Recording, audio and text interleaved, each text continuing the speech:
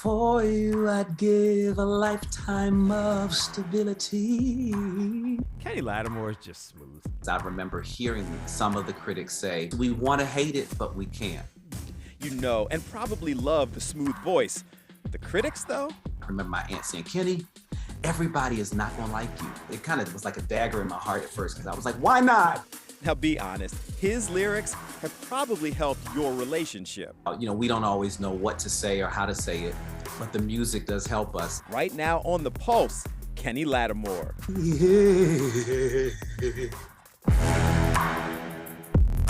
Guys, welcome to The Pulse. And we have been on a string of amazing, exciting, entertaining guests on the program. And today I'm happy to say that continues. We've got an amazing vocalist, award-winning vocalist who continues to do cool things, continuing to make new music. Now he's on tour. He's performing in Philly and across the country. Mr. Kenny Lattimore joins us on The Pulse. How are you, sir? I'm great. Thank you so much for having me. I appreciate it. I appreciate you. Man, I feel like, I don't know if you ever get this, and it's just starting off going on a tangent. When I first started working in media, I didn't feel like I would ever say I had a 20-plus year career in anything. Like that just seems so long for me. But you've had a successful 20-year career. How's that feel? Yeah, it's been amazing. It's been even longer than that. But you're absolutely right. I think we used to listen to people talk about retiring. And I'm like, I don't know that you retire from music exactly, or media. It's not something that requires us to, as long as we continue to have the passion for what we do. I think we can do this. And, I told them they can wheel me out in a chair at 80 and I'll still be singing For You I Give. But, I love it, so. So you're still having fun doing it. Absolutely. It's fantastic. It does get a little more challenging with the maturing of age. And that is, just the physical aspects. I'm still very physical, just like one of the most physical artists that I can think of is Patti LaBelle, Philly's own, and man, she's rolling on the stage, kicking the shoes off, all the kind of stuff. And then it's like, okay, there are times where you may have to change a little bit of that, but what never changes is the amazing voice that she has. So I was like, I want to be like that, Even talking, I got to try to take care of my voice. But you're hitting all kinds of notes like that. Is that a struggle over the years?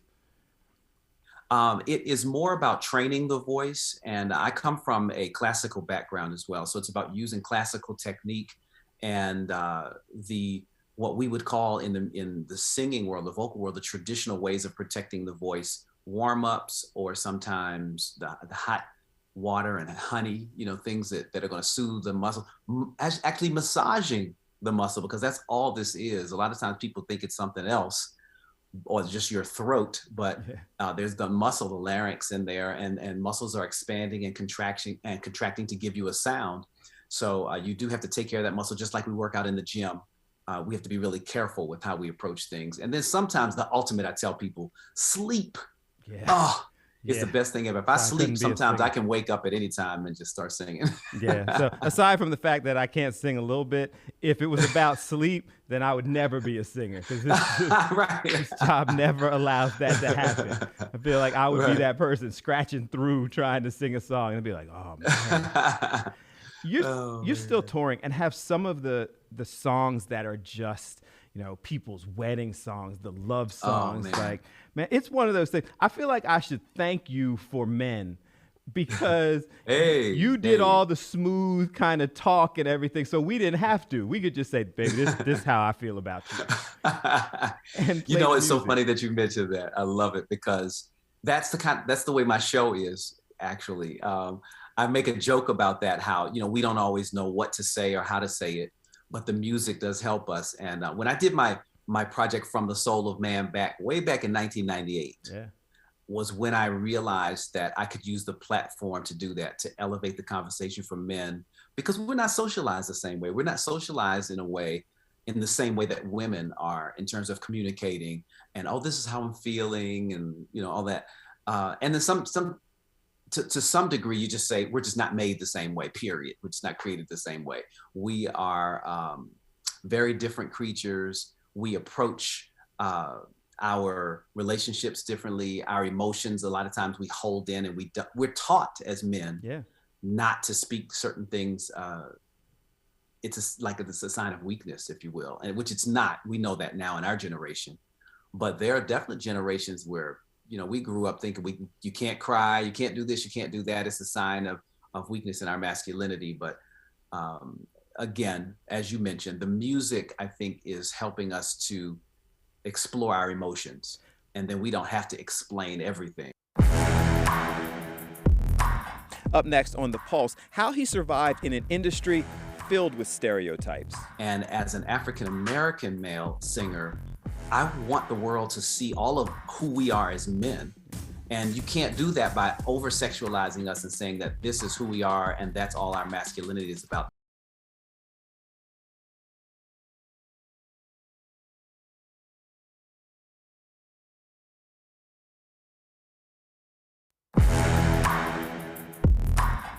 Welcome back to The Pulse. His career has spanned 30 years now with so many cool stories and smooth music. Let's keep the conversation going with Kenny Lattimore. We had a Black Music Month discussion with singer Glenn Jones as he was in town. And he was talking about he got pressure from his record company in the past because he was too much about love, too much about emotions, not enough about, stereotypical sexual content. Yeah.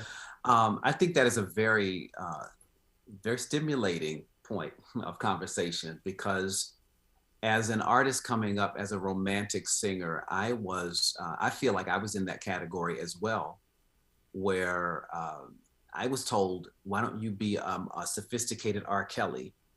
That's amazing. I don't want to cut you off, but he said the exact same name was thrown at him. You need to be more like, R. Didn't Kelly. age well. Now it's interesting that we see R. Kelly's life unfold, and we see that through time, our society has evolved, and there are cycles that we go in, and we have to understand that. What's disheartening is that in music, there was a time when everyone was excited about your individuality. Marvin Gaye did not have to be Barry White, did not have to be Luther Vandross, did not have to be Curtis Mayfield. We appreciated all of them. And as an African-American male singer, I want the world to see all of who we are as men. And you can't do that by over-sexualizing us and saying that this is who we are and that's all our masculinity is about. When I think about it, even my greatest exposed song, which is For You. For you, I'd give a lifetime of stability. In that song, that was supposed to be my big pop song. There's nothing R&B about For You. Nothing. Except that a Black man is singing that song. If Sam Smith was singing For You, or if George Michael had sung For You or whatever, it would have been an international. Now, this happened for me anyway through time, but it would have been an international smash in the first few months of its release because of the depth of and the brilliance of the songwriting, which I did not write that song. I can say this. Kenny Lattimore, who is a buddy of mine from high school, wrote that song, and it was authentically his wedding song. We didn't go into a room and try to figure out how to make money. That part of the industry hurts.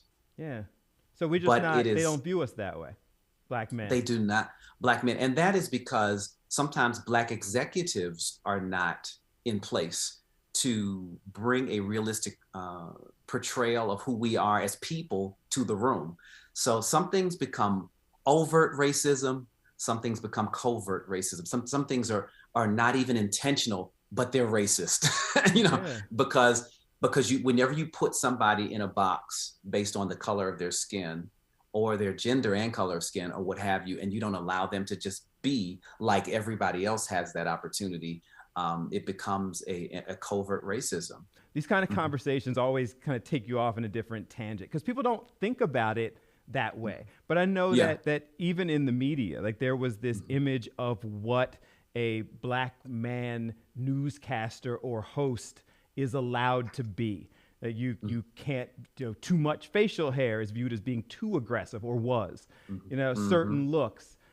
So it's interesting that would transition and in some ways could stunt a career. I mean, you've had a very successful career, but could put a damper on it. Yeah, and we are in a very progressive state now. You know, as we stand up for diversity and inclusion. I mean, you couldn't move your hands a certain way. You couldn't cross your leg, or you were gay, or it was so many different things that now are not these negative stigmas that they used to be for Black men. And then to a degree, they still no, to some degree for certain generations of people they are. So it's been quite a journey. Where I've had to really continue to focus on why I got into the music industry and what I loved about the music. I can't say that I loved the industry as much as I loved the music and I loved singing. And this was my vehicle, the conduit in which I was going to reach the world. So I had to learn how to use it. And I had to learn to, let certain things go, but know that when I have moments like this, thank you very much for giving me the platform to speak to people, that I could tell the story and I could tell the narrative and people would understand. Are you happy with the way it turned out? Again, I referenced Glenn Jones because he said, after everything they said and the pushback that I had, I still remained true to who I was, and I'm still here, you know, and where are some of the people you told me to be more like? Ooh, my Lord, my Lord. And Glenn Jones, can I say, is my home guy. That's my homie. Okay. And is one of the first artists that I ever wrote for. So we have a history that goes back like just about 30 years. That's a long time. And I love him for making that statement because that is how I feel as well. I feel like I'm grateful. And I feel like I'm happy that I'd rather have the long career than the short explosion. I'm continuing to evolve. I'm continuing to, again, make new music to this day. I'm not a throwback, and not saying anything against people that are not making music right now, because this is an emotional field to be in. It's almost like what you do is you go out there and you give your baby to the world and say, hey, is my baby cute? Do you all think, and you got to hear all these opinions about your child. That's how precious our work is to us. And sometimes it can be emotional to the point where you're like, I'm not giving any more babies to this world. Yeah. I'm just not, I'm not putting myself in that torturous position. But at the same time, you look back and you go, but they already like all these other babies, you know. But Glenn Jones, we've only just begun. Everybody, you know what they think that's cute already. So you're like, I know I can sing this for the rest of my life.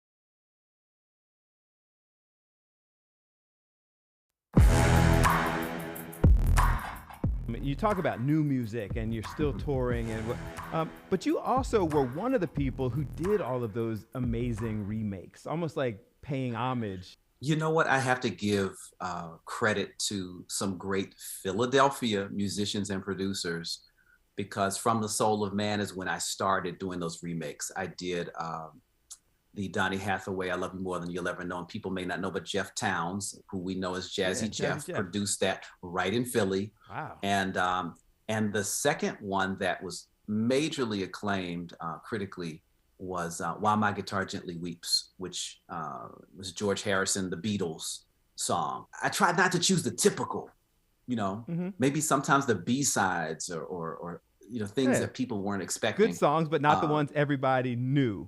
I knew, Is It Still Good to You? Oh, wow, yeah.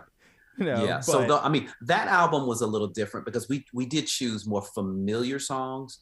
I did another album called Timeless, where I was like, I wonder if I don't choose extremely familiar songs, will people feel like they're new? And that's when I did You Are My Starship. Yes. And I did a song called Something that Al Green did. And the songs that I was thinking, you may not know these songs, so it'll just sound like a new, fresh album. And I think it did a little of all of that, with the exception of music critics who study music. I think that sometimes a music critic will approach an album as if the regular audience is going to feel the way they do, and only a portion of the audience is going to actually feel like a music critic. The rest of the people are just experiencing it emotionally. I grew up at radio stations. My father used to manage WDAS in Philadelphia. Oh my gosh, yeah. And so I grew up with all that. So I don't know if I was a music critic, but when I heard Starship, that just reminded me of, Tony Brown and the Quiet Storm and all the stuff that was going on. And I just thought it was cool. So it's an interesting point you make about the critics. Like, I mean, it's a critic. Like, that your job is to find fault with something. It was interesting because when I did Timeless, I remember hearing some of the critics say, it's all remakes. We want to hate it, but we can't. And I was like, oh my God, I don't know if that's a compliment or what. We want to hate it, but we couldn't. Like that. Like, they said the quiet part out loud. Like, we want to hate it. But it's an interesting point because your career has been long enough and successful enough that you've gone through an era where social media became a big thing. Initially, not so much. Like, people weren't, MySpacing you negative critics comments back in the day. I remember MySpace. You're right. But now when Facebook and Instagram started, it's like, whew, everybody's a critic. Everybody has an opinion. They are strong and passionate about it. And the more negative you can get oftentimes leads you to go more viral. But you know what I love is that for every 10 people that say something negative or 5 people that say something negative, there are 1,000 people that say something positive. I remember my aunt saying, Kenny, everybody is not going to like you. And hearing that for the first time, I was like, wait a minute. Oh, it kind of was like a dagger in my heart at first because I was like, why not? Why aren't they going to like me? And I realized that was one of the most valuable lessons that I learned in my life and career. Coming up on The Pulse, it's Kenny Lattimore. We had to let him sing. Nothing is impossible for you. You didn't have to give him all that.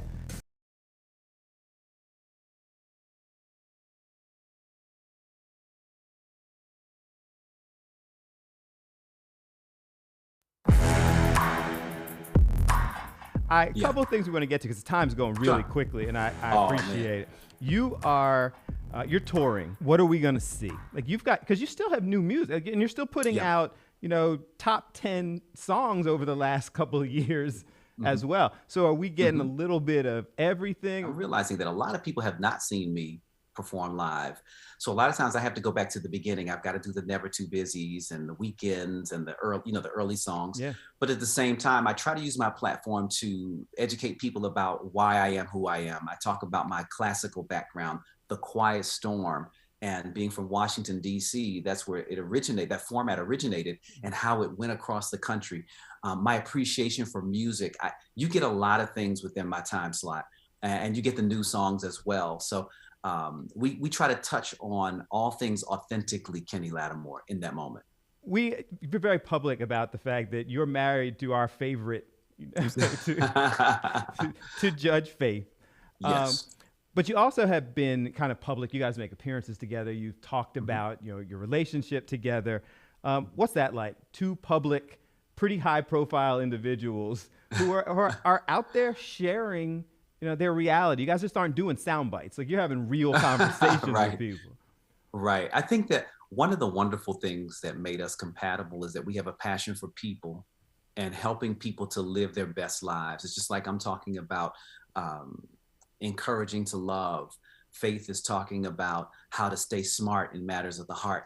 The things that affect us most in our human state, which is relationships. We're trying to help people to be elevated in their decision-making and things that are going to make their relationships as profitable and less painful. So having that in common is what allows us to go out publicly and give that, I think, to everyone, and still have our private lies. Do you know how hard it was? I promised, because it's early where you are, that I wasn't going to ask you to sing.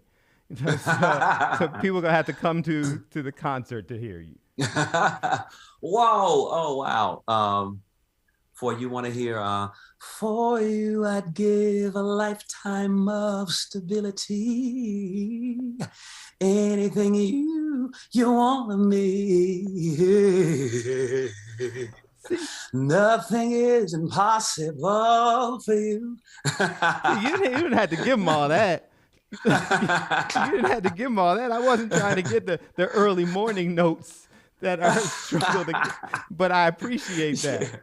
Thank you. Oh, man. We end every show with use your voice for good. That's our theme. Like, how do you, what does that mean to you? Be it a charity, be it life advice. What does use your voice for good mean? Using your voice for good does mean to stand up and let your voice be heard. Because a lot of times it takes groups of people to make change. It's not always that one individual in the completeness of that. It's the one individual that sometimes is the spark. It's like the match that gets everybody started. And then your voice begins to attract other voices that believe the same thing. And as you're using it for good, I think that we gain enough momentum together to make changes for the good. Thank you so much for watching today's episode of The Pulse. Kenny Lattimore is just smooth. Like, be real. Ladies, you love the music. Fellas, as I said, he does the smooth talking, so all we have to do is just play the song. And he seems like a genuinely good guy. I enjoyed the conversation. Hope you did as well. Remember that if you would like to hear the entire interview, you can listen to the podcast.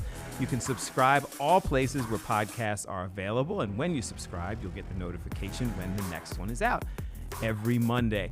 We will be back again, same time. Hope you'll be with us. And until then, as is always the case, make sure you use your voice for good and have a good one.